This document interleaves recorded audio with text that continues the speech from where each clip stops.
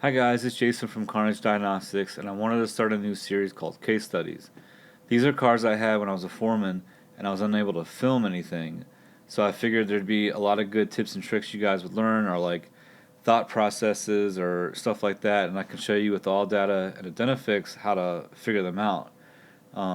This first one is a 2020 Supra, and this is more of like a training yourself how to think outside the box video.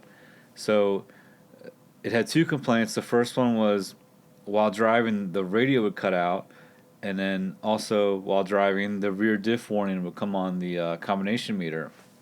So I pulled it in, I scanned it, and I don't remember what the code is. It really doesn't matter for this video, but it just said replace the rear diff. There was no diag, there was no nothing, just replace the rear diff.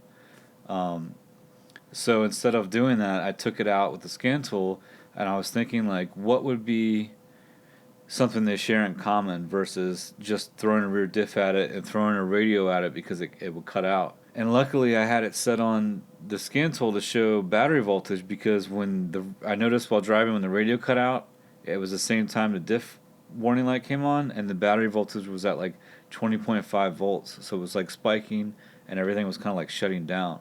So I put an alternator in it, I drove it, and I no longer had the radio issue, I no longer had the diff issue, and the car's fixed, which is great because if I just put a radio in it and a diff in it on the same ticket, I would have gotten a lot of trouble from, the reps for the company.